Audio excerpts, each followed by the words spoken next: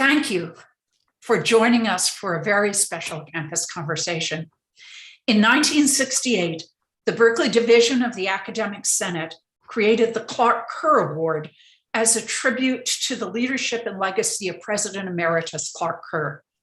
The Clark Kerr Award recognizes an individual who has made an extraordinary and distinguished contribution to the advancement of higher education. Past recipients have come from both inside and outside the Berkeley community, including former California Governor and Supreme Court Justice Earl Warren, and past Chancellors Ira Michael Heyman and Changlin Tian. It's an honor and privilege to introduce three of the past four Clark Kerr winners. There are two winners a year who are today's panel. John Hennessy grew up in New York and earned his degree in electrical engineering from Villanova. He then earned his PhD in computer science from Stony Brook University in 1977. He started as a Stanford University faculty member in that same year and served as president of Stanford from 2000 to 2016. In addition to his many, many contributions in computer science research and education, his vision to increase the affordability of and access to higher education led to Stanford's financial aid system becoming one of the strongest in the world during his tenure. One of his signature legacy programs is the Knight Hennessy Scholars Program, which began in 2016 and has a $750 million endowment to fully fund graduate students across all disciplines at Stanford. Shirley Ann Jackson grew up in Washington, D.C. and earned both her bachelor's in physics and her PhD in theoretical elementary particle physics from MIT, making history as the first African-American woman to receive a doctorate from MIT in any field. She became the 18th president of Rensselaer Polytechnic Institute in 1999, making history again as the first African-American woman to lead a top-ranked research university. Rankings for Rensselaer among national universities have risen substantially under Dr. Jackson's tenure, and the number of students applying to join the freshman class has tripled. Dr. Jackson's current vision for Rensselaer is to make the institution more transformative in the global impact of its research, in the lives of its students, and in its pedagogy. Eduardo Padron first arrived in the United States in 1961 as a teenage refugee and earned his PhD in economics from the University of Florida. From 1995 until 2019, Eduardo Padron served as president of Miami-Dade College, the largest degree-granting institution of higher education in America. He's credited with elevating Miami-Dade into a position of national prominence among the best and most recognized US colleges and universities. He's also credited with engineering a culture of success at Miami-Dade that has produced impressive results in student access, retention, graduation, and overall achievement. Miami-Dade College enrolls and graduates more underrepresented minorities than any other institution in the United States, including the largest numbers of Hispanic and African-American students. Under Eduardo's leadership, Miami-Dade College has received national recognition for its long-standing involvement with its urban community, its catalytic effect for social and economic change, and the marked difference the college has made in student access and success through pace-setting initiatives. So now I'm going to ask my first question, and appropriately, it will be about Clark Kerr. Clark Kerr is perhaps best remembered today for the instrumental role he played in developing the master plan for higher education in California. Formulated in 1960, the master plan established distinct roles for and connections among two-year colleges, state universities in the Cal system, and the University of California's research universities. The vision, which has been successfully realized for the most part, was that the three kinds of institutions would work in partnership to provide the education and workforce training needed by the state. So I first want to ask, what does it mean to you to win the Clark Kerr Award? And how do you see the constellation of post-secondary educational institutions changing in the future? Well, if I may start, I would say that to me it's very significant, and I feel deeply honored to receive this award.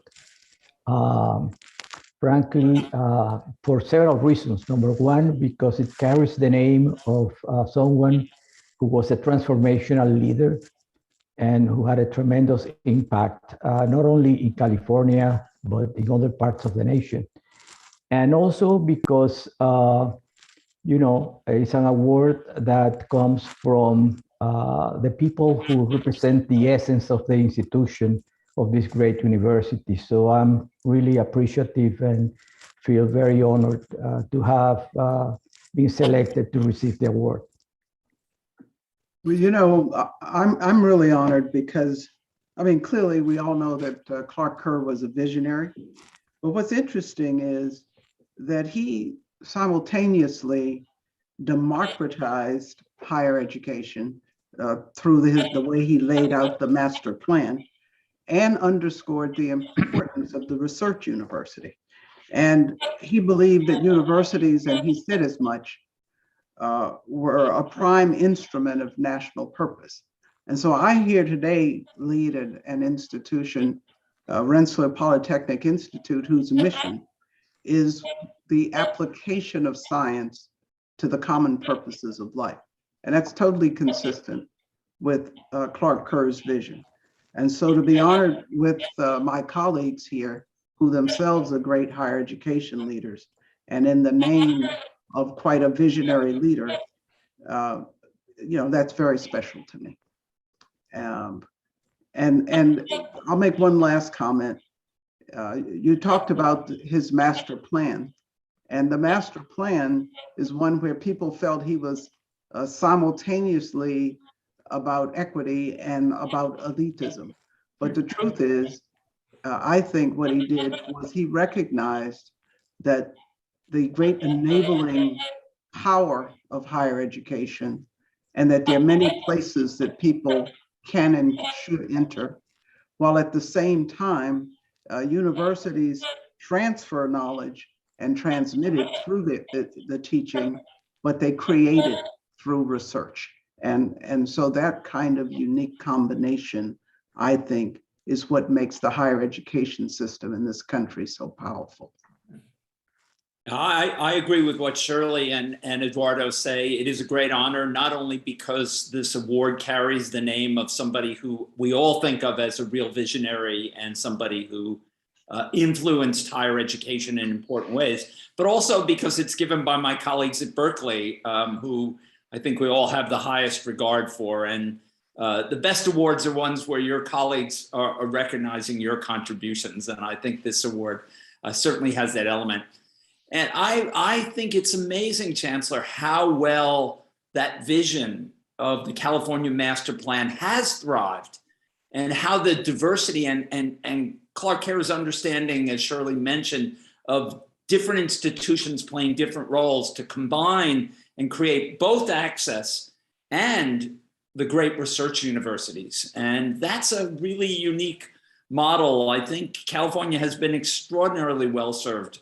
And it seems because we have such great institutions and a diversity of institutions, I think California's done better than any other state in the country because of that mix. And that was his original vision. Thank you. If you're in California, there's a lot of conversation now about the master plan and whether the master plan is still the appropriate blueprint and model for the California public higher education system. And I have two questions about that. One is the master plan relies upon an assumption of distinctness of mission between the community colleges, the California State Universities, and the University of California. And And the second question, do you think that distinctness of mission continues to be important, not just in California, but nationally? And the second question is, do we have the right mix of institutions? Well, that kind of a question, of course, is in its way fraught, because people worry about issues of elitism or separateness. But I would again start where I started before, which is that we clearly need pathways of all kinds for more Americans to join the knowledge economy. And this was something, interestingly enough, that Clark Kerr was talking about back in the 1960s. And some of those pathways will run through community colleges, some will run through research universities. And today, some will involve in-person learning and some will be online.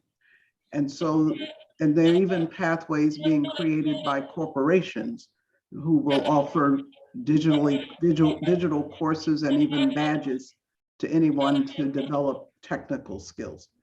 Now, I think there are two, lessons that we've drawn from the pandemic. And I'm a big believer in the residentially based experience. Now, residentially based doesn't mean that everybody necessarily lives at the university. What it means is that there is this in-person, this human touch part of it. And so that experience, I think, is vitally important for the development of young people, and it can occur at multiple levels. But what I would say to kind of get to, I think, the point of perhaps your question is there and can there be connectivity and ways for students who are appropriately motivated and educated and talented to move across that spectrum as appropriate for themselves? And to that extent, if that exists, then I think that yes, the model remains relevant. Yeah, I would have to agree with Shirley on that, because now more than ever, as we have entered the technological revolution, automation and globalization, most definitely we need to find ways to give more people the opportunity to get either a degree or post-secondary credential. In the knowledge economy, that's going to be basic for people to be able to have access to economic mobility and all the things that represent the American dream. And I feel the mix of institutions is no longer, it's not only important, but it's going to be even more relevant in the future when we need more flexibility and adaptability for people of all ages, not just the 18-year-olds, to have access to post-secondary education. I feel that the same way that 100 years ago, high school education became a universal right of every American, I feel in this time, the right to a post-secondary education should be also a universal right for every American. It's the only way that we're going to be able to provide people with the knowledge and the skills to be able to take on the good jobs that are being created in this new economy. And I feel that having that mix of institutions provide everyone with an opportunity to get on a pathway, as Shirley said, of success. And we have Clark Kerr to thank for that. And I feel in the state of Florida, we benefited very much from his thinking. And that is something that I always admire and have always inspired me because it made a difference in the state of Florida in terms of how we accommodate the various students and the various needs. I think the model has worked well over the years. I think there were two things that were probably very difficult to predict. The growth of the state of California and its population, which has meant perhaps that one has to rethink the balance between UCs, the CSU system, and community colleges as the demographics of our population have changed so dramatically over the past 30 or 40, 50 years. The other thing I think that was probably not predicted was what would happen with financing and how financing would work. And you take a place like Berkeley, which I would say is a state-assisted institution. It depends on many other sources of revenue far beyond what it did in its founding days. And I think that requires rethinking how we're going to maintain these different institutions, where I think we probably have to have different expectations about how much the state supports the institution and how much is supported either by external revenues or by research dollars or other sources. And figuring out how to navigate that has obviously become a major challenge for the UC system. Yes, it certainly has. So the master plan was developed in response to a new influx of young people into higher education. The past few years have seen a similar surge in numbers of students applying to colleges and universities.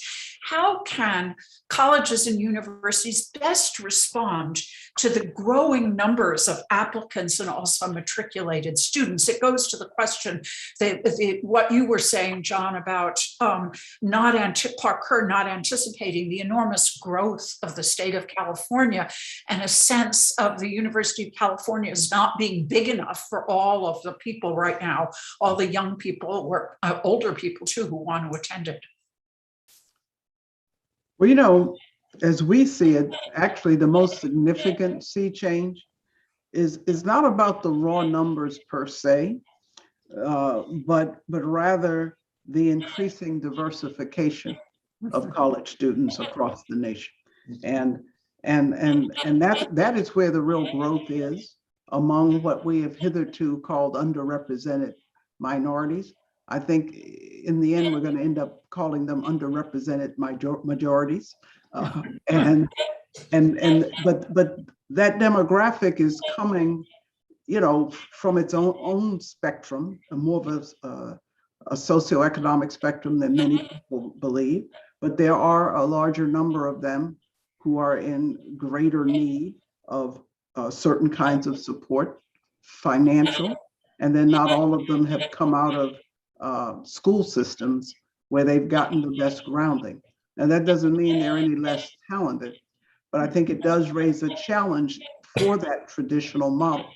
But here's the thing, I have a great belief. We've been doing a kind of an experiment here where we literally are deliberately introducing what we call gamification and immersion within a residential context as part of how we teach. And we've introduced it both in the teaching of languages and in the teaching of more technical subjects.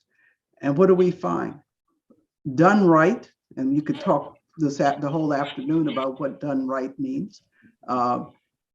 Students learn faster. And in many ways, they learn in a more sophisticated way. Now, we set out to do it because we're not as large as the other institutions represented here. But we wanted our students, more of them, to go abroad, and we wanted them to learn languages. So we started something called the Mandarin Project because, you know, Mandarin Chinese is a level 4 language. But we also wanted them exposed to what they would see and do. And so the gamification allowed us to put them into scenarios where they would have to navigate their way through. The augmented and virtual reality environments put them in a place where they would be where they're going to be. But it also allowed us to put a student where levees would fail in New Orleans without having them out in a hurricane.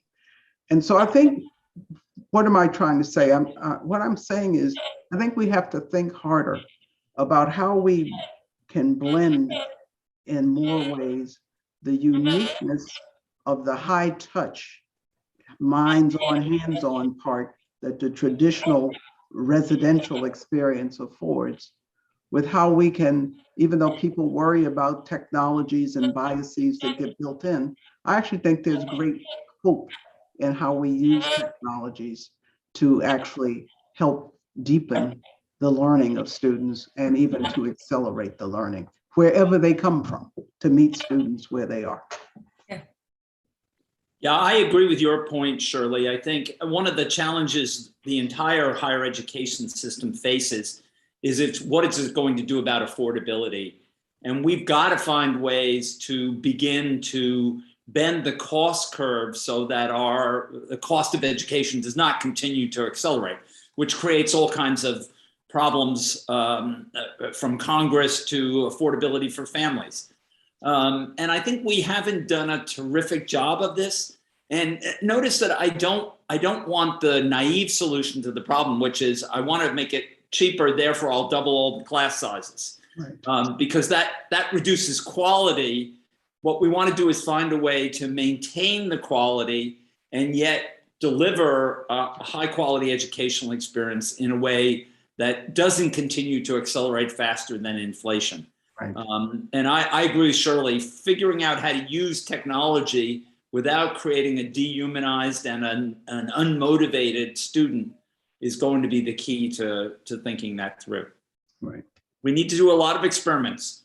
That's the only way we're going to really get the insights we need. Right.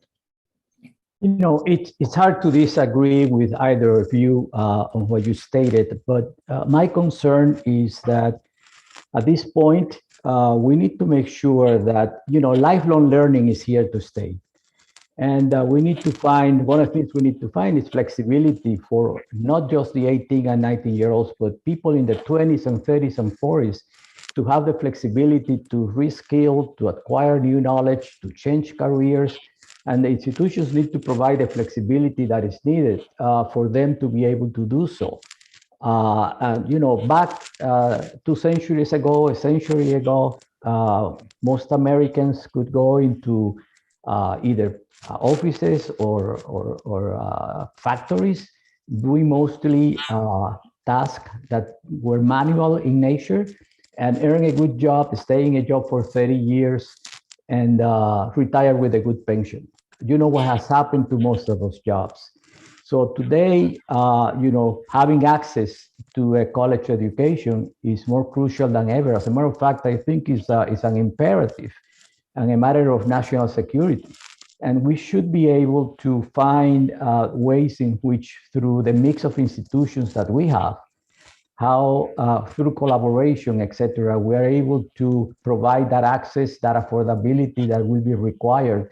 So the American labor force will have an edge and continue to provide the best trained labor force in the world, which is what's going to keep the United States ahead of the game. If we don't do that, we really are really taking big risk. And I think that should be a priority for most of our institutions. Well, I want to go back for a minute to what John said, though. I think we have to try different things because we do need to transform the model to do what you want to do, Eduardo. And I think it's not going to be able, we aren't going to be able to accommodate enough people over the span of time that they need to be learning and where they may enter that learning stream by doing things in the way we've done them before. And so we really have to be much more clever about how we organize curricula, but also how we actually, and obviously I'm sitting here leading a technological university, but I actually think we've not really realized the full potential of how we do what I call that blending that can help address some of the very things that you just articulated, Eduardo. So one of the issues that you've all touched on, either explicitly or by implication in your responses to the past question, is the role that education has in reducing social inequality. We've had, so much attention, particularly in the last 2 years, about the growing inequities and inequalities in American society. How do you think higher education most effectively reduces inequality and provides a route to social mobility? Well, I would say the following. I think a couple of things. Number one, things are really accelerating with the advent of, the very technologies that we're talking about. And so what the jobs are, how one does them, even where one does them, is changing. And if you have groups of people who get left out of the ability to work in that kind of economy, then we are locking in a kind of inequity and inequality. But here's the other piece. I am a big believer that there still is something magical that happens to young people when you bring them together. When you bring them together from different backgrounds, geographies, you know, all the T's, you can really have them begin, not that everybody's going to love everybody, but you don't develop empathy if you're not thrown in with people who are different than you are. And so I think those two roots of having people come together, not just across disciplines, I think that's important, critical, but across geographies and generations and so forth. I think that, to me, is as important as that any specific curriculum per se. I think, Chancellor, that as we changed the shape of the university and saw over a long period the number of first-generation students grow as we changed our financial aid and made the institution more accessible, I think we found that we needed to make some investments in support of those students, because for them it was a major challenge. They came from families where they were often the first one to go to college, sometimes the first one to graduate from high school in their family. But creating a support infrastructure has led to a situation where their graduation rate is the same as students coming from much more privileged backgrounds. And I think that's important. That's an important step. I think what the public institutions have done, and certainly Berkeley is a great example of this, is really opened the doors and gotten a much larger representation from students from the less advantaged backgrounds. And I think the private institutions have to do a better job of this, quite frankly. I think we haven't yet done enough. We know how to make those students successful. We just need to attract more and support them through the system. I will say amen to that. Higher education has to recognize that talent is universal. What's not universal is opportunity. And we need to find ways to open that door of opportunity wide open. And John, you are absolutely correct. Those students that come from backgrounds, first generation college students who come from underserved communities, etc., they need a lot of support. So investing in them, it's the right thing to do. And whether you're public or private, I think that's a consideration that needs to take place. I led an institution for almost 25 years that has a population of students that are mostly first generation. Actually, still today, 67% of them are poor by or low income by federal standards. 48% of them live in poverty. Most of them have to come part-time to school because they cannot afford to come full-time. Many of them are immigrants. They come from minority groups. So I could go on and on and on about who these students are. But the point is, these students, without the kind of support that would really allow them to succeed, sometimes is an invitation to failure. And we cannot have institutions that become revolving doors. And doing the right thing by them is important. So investing, whether you are public or private, in helping the students succeed is going to be critical in the years ahead in order to accommodate what we have to. Because look at the demographics, and if you look at the demographics, those are a significant number of students that need to have an outlet for them to be able to get the knowledge and the skills to succeed. And if we as institutions of higher ed are not engines of economic, economic mobility, then we become engines of inequality. And that's something that we need to make sure that institutions are not. So I have to agree with both of you in terms of, this whole dilemma. I have a very specific question about STEM right now. One of the things that we see at Berkeley is because of the enormous inequities in our K-12 system, which Shirley referred to before, we have a very diverse student body, but students coming in who aspire to major in STEM subjects who find it difficult to compete and often get very discouraged. I mean, how do we, you have students coming from AP Calculus and students that haven't been able to go beyond Algebra 2 at their secondary schools.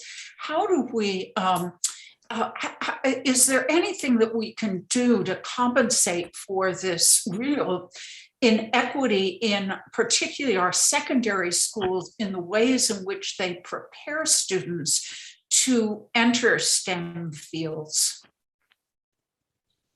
I think we need to think outside the box a little bit and think of a different approach to trying to solve this problem. Some of it we've been able to solve by bringing the students in during the summer before they start their freshman year and accelerate them, particularly in physics and math, probably the two most challenging areas. But I think we also need to look at other solutions. The service academies have adopted another solution. At the Coast Guard Academy, they have two majors, nautical engineering or mechanical engineering. That's it. And they obviously want a diverse officer corps. So in order to reach out, they make arrangements with students who are very promising and say, you need to go to community college for a year, get up to speed in your math and science. And if you do well, you're guaranteed your place. And by the way, we'll pay the bill for you to go to community college. So I think some innovative solutions like that are things we could use. I mean, Berkeley does a tremendous job with transfers from the UC system, from the community college system. And I think that's another way to try to get at this issue. But you're right, Carol, our K-12 system is incredibly inequitable. And that's the beginning of the problem. And for many years, people in higher education said, that's not our problem. Go fix K-12. I think if we wait for K-12 to become an equitable system, we're going to have a very long wait, and higher education just has to step up and do more about this issue. John, I'd like to, I'm sorry, go ahead, Eduardo.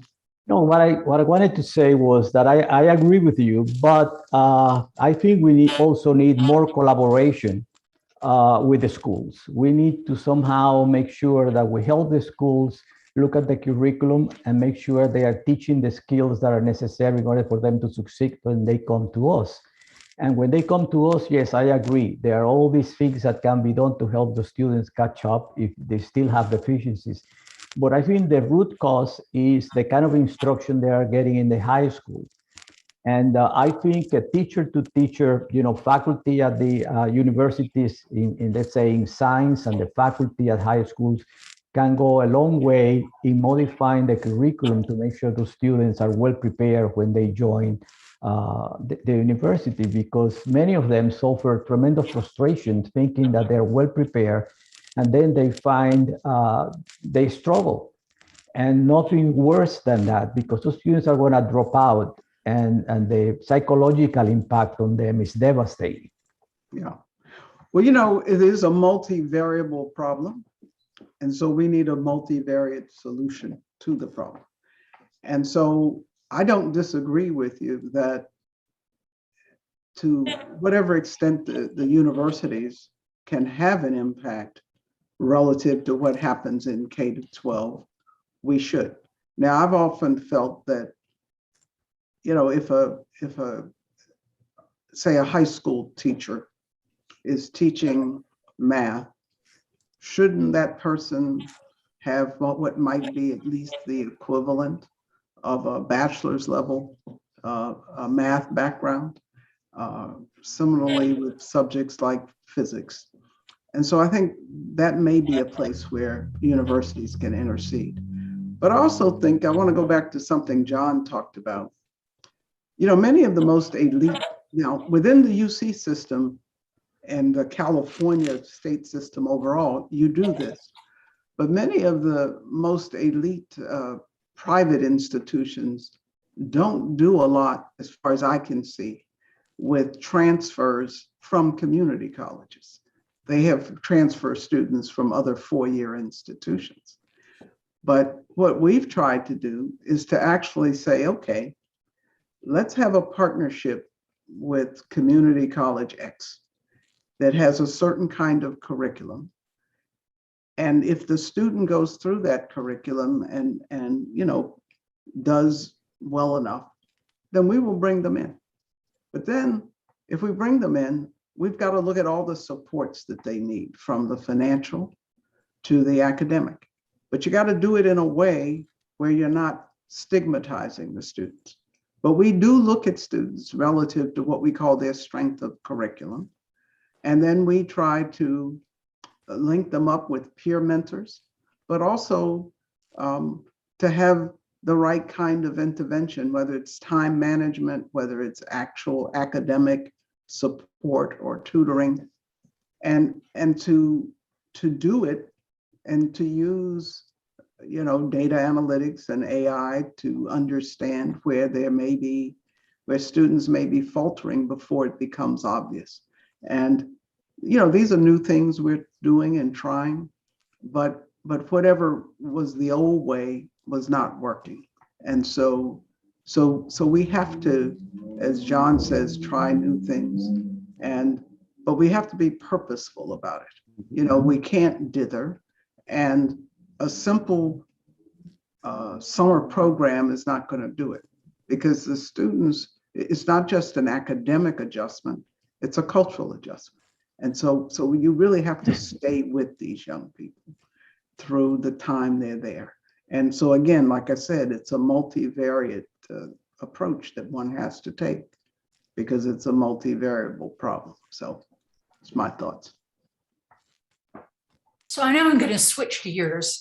We have all been through, we are all experiencing a national, indeed an international trauma in the pandemic. And it's had a profound impact on many, many institutions, many of the ways in which we live. I wanted to ask you specifically about its impact on higher education. What do you think the pandemic's lasting impact will be on higher education? Well, I think you go back in a way to the conversation we just had, and I'd be interested in hearing from Eduardo. I think it has, in a way, bifurcated higher education a little more, maybe a whole lot more, because I think a number of the students who were disadvantaged to start with have become more disadvantaged because of the pandemic, because of family circumstances, what happens with their schools, and so on. And so some schools have experienced a slight and sometimes a large decline in their enrollment. But more to your question, Carol, I think that universities have had to do, I think, two big things. One is to innovate in not just what we deliver, but how we deliver the education we provide. And so there are a lot of adaptations that universities have made with hybrid learning, with online things. And I think many of us are taking away some lessons of how to use what was born in exigency as a way to go forward. But the other is to recognize that there's been a big psychological and mental health effect on these young people, even ones, interestingly enough, who are some of the most successful. And so we recognize now that we have to provide a lot more mental health support than we ever have. And it's not a stigma, but to make sure, but how it gets provided also has to recognize cultural differences, the difference of what students have been through before they get to us. I mean, I actually have used the terminology that for the country as a whole, I think we're basically going through, or will be, a kind of national PTSD moment here. And And I think we just have to recognize that and say, you know, that's going to mean we need to care about each other more, but we're going to have to provide unique support to young people and to people in particular circumstances. So I want to talk about something that the pandemic forced on us that actually led to an innovation that might actually be long lasting. So an upside from the pandemic. My colleagues started a program called Code in Place to try to teach introductory programming to students who were stuck at home. Right. And one of the advantages of focusing on this is introductory programming courses are highly inequitable across our K-12 system. Because if you go to an elite school, you get somebody who actually has some computer science background and knows what they're doing, but you go to a school in a less privileged district and they don't have that ability. They may not even have the course available. Right. So the key to doing this, which we've learned over many years of teaching the introductory programming course at Stanford, which is still the largest single course in the university, is that you've got to get section leaders who can work with small groups of students in touch with them. Talking heads alone, watching videos doesn't do it. You need somebody with some background who motivates, who helps students as they get stuck. So the key to doing this at scale was, could we train hundreds of people who would be section leaders? Hundreds of people means you're teaching thousands of students at once. And they did this with an online mechanism that appears to have worked pretty well. And we had thousands of students able to complete an introductory programming course at the college level, essentially. Yeah. So I think this is a model to rethink how we think about education, and maybe the partnership that my colleagues emphasized between higher education and the K-12 system that could really be rewarding.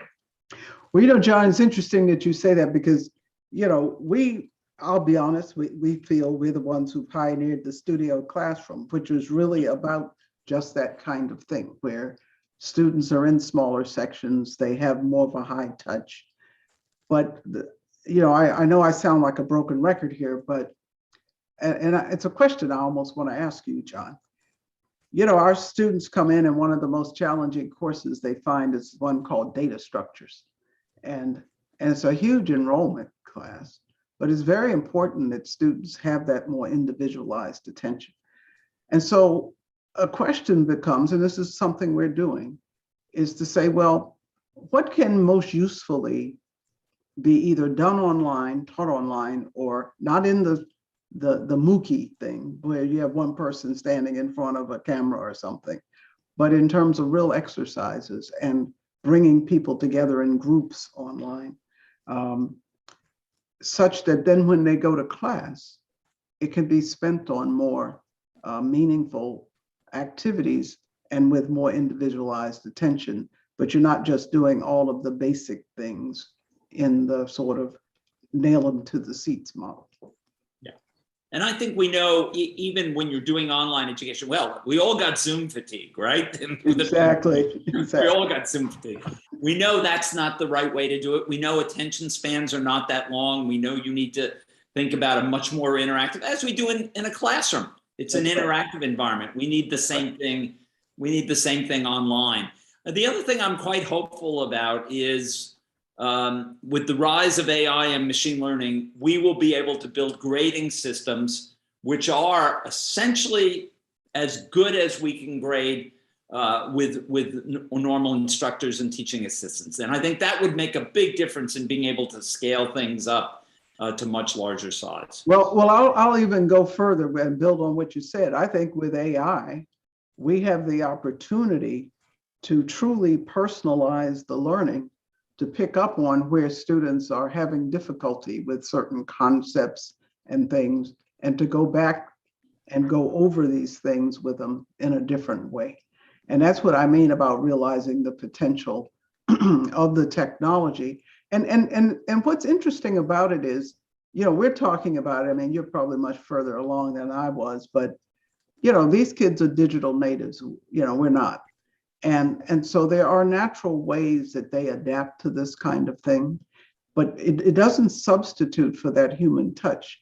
But what it can do is to use AI to use what you can garner about how students are learning to be more specific about how you help students over those difficult things. But we should hear from Eduardo. Leveraging the instructor is very valuable. If you can leverage the Exactly. instructor, let the instructor do what they're really good at. Exactly. That's right. Well, there is no question that those are great innovations that both of you have implemented. But I have to say, let me give you a little doses of reality. Okay. And this is very real. Okay. What do you do when the pandemic hits and you have close to 5,000 students who do not have broadband internet at home or do not have computers, right? Or the right circumstances, the right ambience at home to be able to do the schoolwork. That's the reality that Miami-Dade College confronted with the pandemic first hit. And so the institution had to go and buy, I think it was close to 5,000 computers and work with the private enterprise to provide internet and all kinds of support systems for those students to succeed. And Miami-Dade is no different than many other institutions throughout the nation that are serving students who come from very low income backgrounds. And the support that they need is tremendous. And many of these institutions, including Miami-Dade College, have lost thousands of students that are not able, have not come back as a result of the impact of this, in addition to all the mental issues and things that Carol mentioned. So again, we go back to what do we do to invest in the education of these students so they can have the same opportunity as any others to be able to get the knowledge and the skills to be able to succeed. And that question remains. Well, I think as higher education leaders, we have to become stronger advocates for change in the K through 12 system. But I think one has to be careful to think that one can take on simultaneously doing what we do in the higher education frame with de facto substituting for what does or doesn't happen in the K through 12 frame. But I do think there is an opportunity to restructure at whatever scale we operate our budgets. We did some of what you did, which is there were students who did not have the kind of means, but we actually make sure that all of our students have the computers, the laptops. We also went so far as to get out and send them devices that let them pick up on Wi-Fi signals more easily so that they could then be online and do what they needed to do. And then in certain cases, we kept students here, but separated if their family circumstances, and this included both international students, but domestic students. If they couldn't be at home, then we had them here so that they could take advantage of the university's network and so forth. We weren't in the initial part, not unlike other universities, having in-person classes, but it allowed us to accommodate these students. And so those are some of the things that we did to be able to have them stay connected, to be able to keep up with their work and to not fall behind. You know, were we successful in every single case? No, but were we much more successful than we would have been otherwise? Yes. I'm going to switch subjects again. Another of Clark Kerr's claims to fame was his role in responding to the student protests associated with the free speech movement. Today, students, administrators, and campus face a somewhat different but no less formidable set of challenges related to free speech, to academic freedom, and the public role of the university. What advice would you give to a university president or other administrator today who's trying to chart a path among the dangers of polarized political discourse, hate speech, and academic freedom? Well, I'll give it a try. Okay. It seems to me that the basic values of the university, it's our obligation not to wait until a crisis develops That's right. to deal with it. I think it's very, very important that things such as free speech and academic freedom, which are such strong and important values of every institution of higher education, that we take the time, not during crisis, but throughout, consistently, to bring in not only our faculty, our students, all the stakeholders in the educational system, donors, trustees, you name it, and have discussions about these values and making sure that through this process and conversations, we can develop consensus in terms of the things and better understanding of the position of the university and higher ed in general in terms of these issues. I think when we do that, we are much better prepared when issues, specific issues develop. And it's something that will basically help. One of the things that concerns me nowadays is the fact that and reflecting on Clark Kerr and many others throughout history, it's the fact that we need to make sure that the leadership of the institutions are able to stand on the courage of their convictions. If the leader of the institution doesn't do that, who else is going to do it? And I have seen situations lately that really alarm me and concern me, because that's why we are given these positions, is to lead and to show the way. And I feel it's incumbent upon us to do that. And it's a challenging situation now, not that it's a new issue, but right now has been politicized to the point that it's very scary. And I know it's scary to faculty and it's scary to a lot of people who are such an important part of the institutions.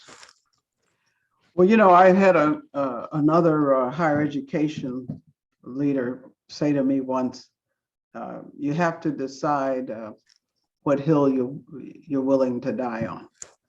and meaning what is so important in terms of the values and the value system, one wishes to lead by and articulate, that one is willing to risk essentially one's career. And it is more fraught today, particularly with the advent of social media, and with social media amplification.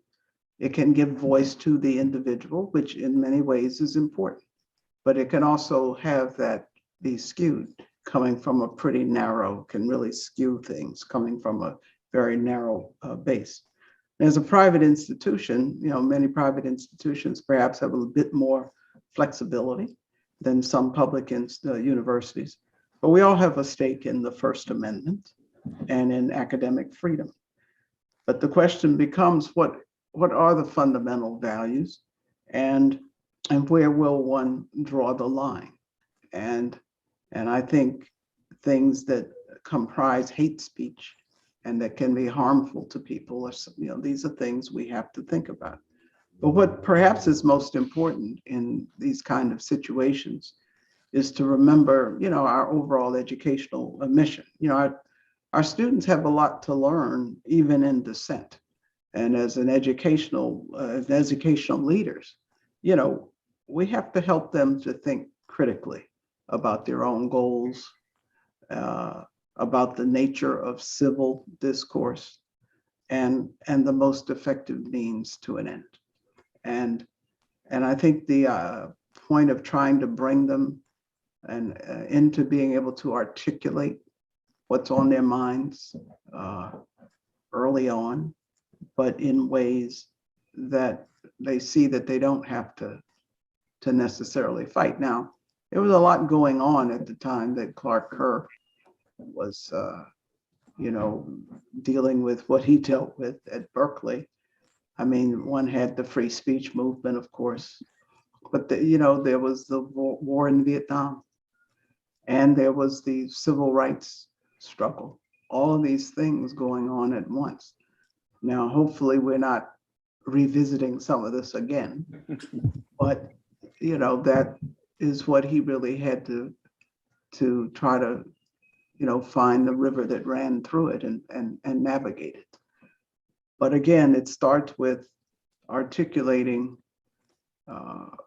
what the values are. The leader reflects the values of an institution, but the leader can help to shape those as well. And so I think those things are important. They, as I say, they're more fraught, but also consistency. I learned that from being in the government. I used to say, what I tell the Congress, I'm going to tell the White House. What I tell them, I'm going to tell the media. What I tell them, I'll tell people running nuclear power plants that I, oversaw. Because you can't change your story, particularly in the face of social media. So I think Shirley's right. We don't want to relive the days of the civil rights strife or the Vietnam War or what led to the free speech movement.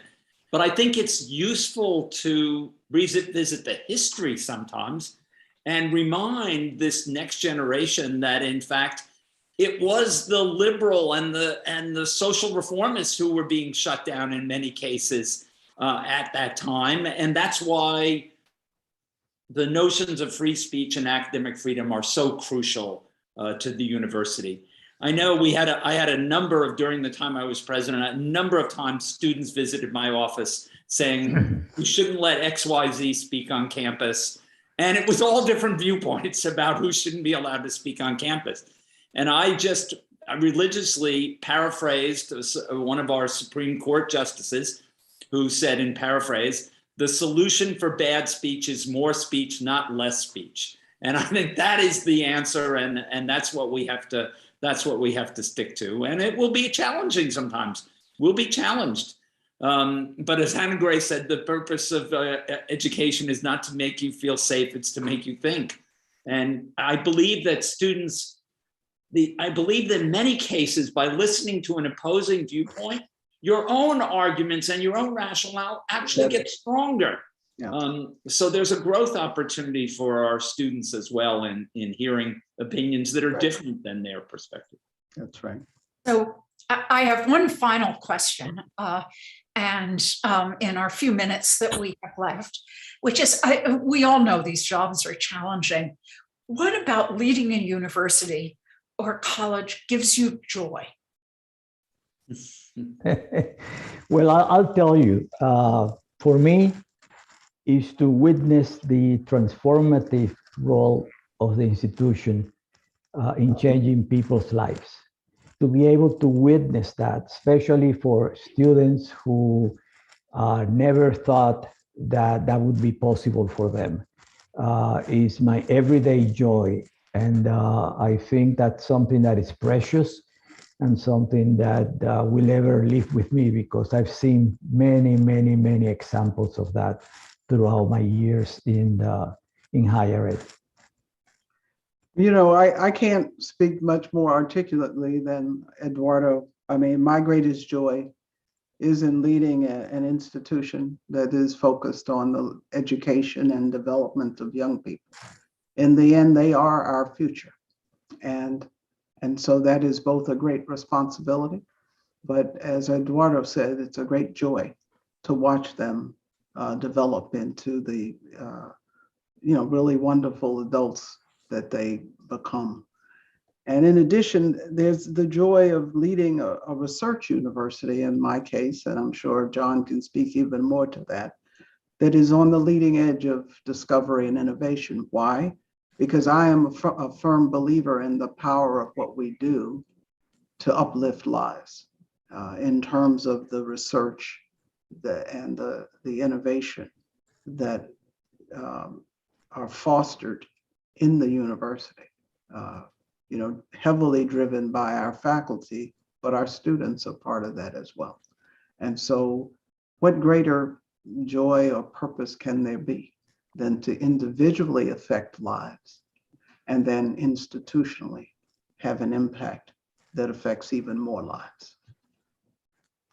Yeah, I think Shirley and Eduardo said it exactly right. Universities are about the people. They're about the faculty and the students and the staff that make it possible for them to be there. And anytime I felt my energy flagging, I would go visit a lab or go visit a colleague and talk to them about what they were doing, or go visit a freshman dorm and talk to a group of brand new, excited students who were excited to be there.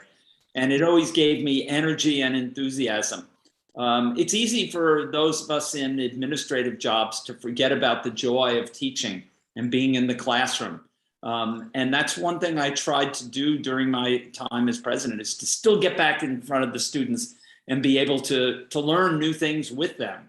And I think that's what makes the job an absolute joy. Thank you so much, all of you, for what's been a wonderful conversation. And indeed, one I think Clark Kerr would have been fascinated by and found lots of things to engage with, and also a joyous conversation. So thank you. Thank you.